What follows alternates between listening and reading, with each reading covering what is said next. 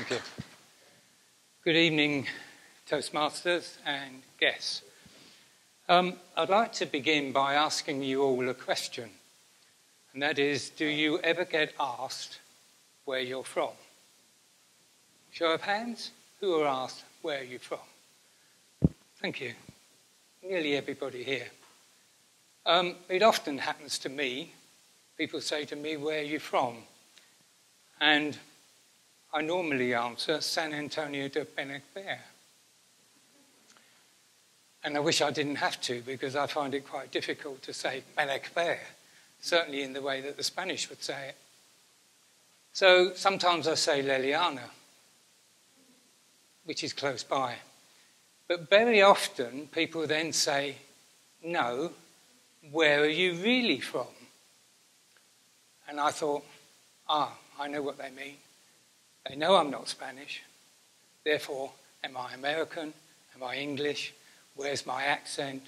So I then say, well, I'm from West London, which is pretty much where I grew up. But that question, where are you really from, set me thinking. And I thought, I don't really know, so I'll do some investigation. And that led me on the road to looking at my family history.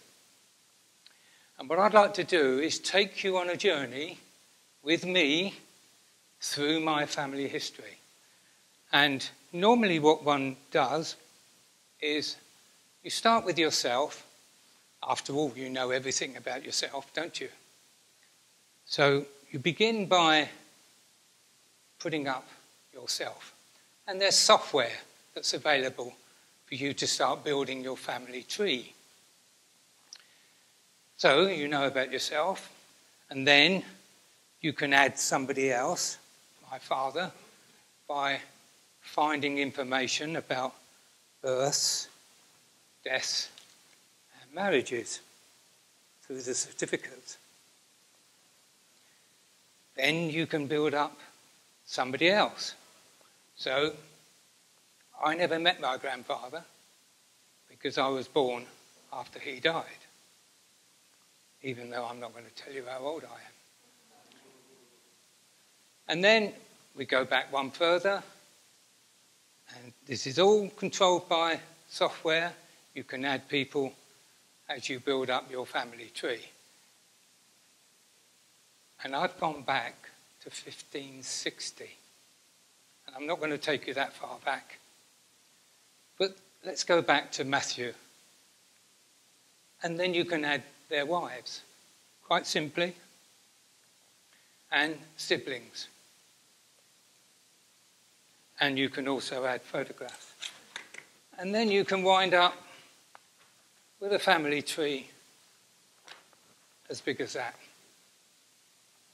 which is what I've done.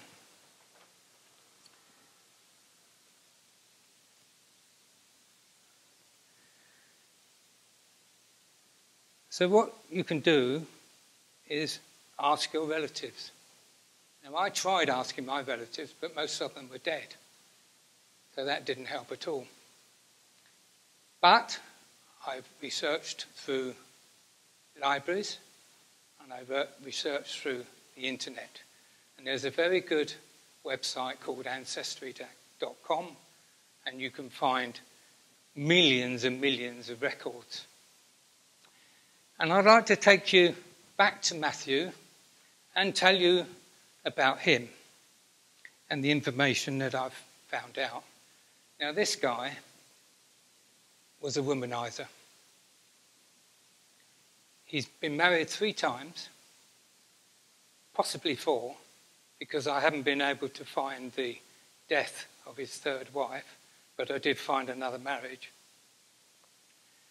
And not only that, these are the 3 or 4 marriages.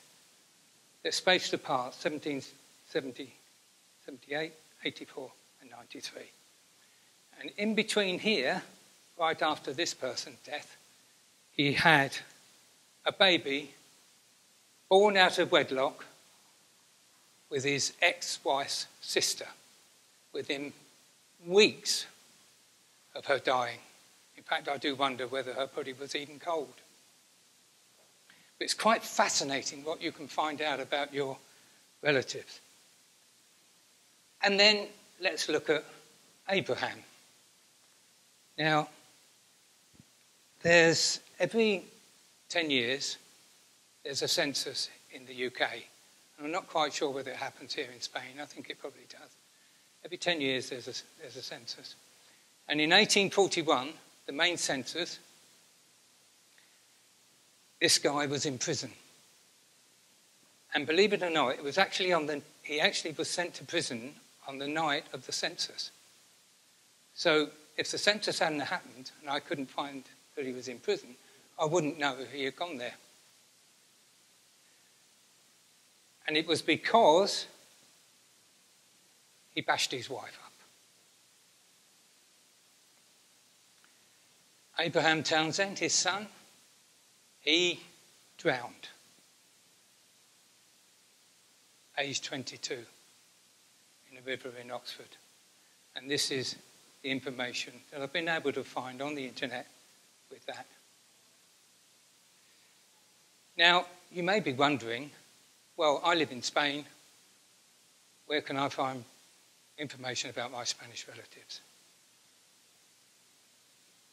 There are 30 million records on the Spanish ancestry.com. Now, I hope that I've actually spurred you on to looking at your own family tree. Am I any closer to knowing where I'm from? No. The research must go on. Thank you.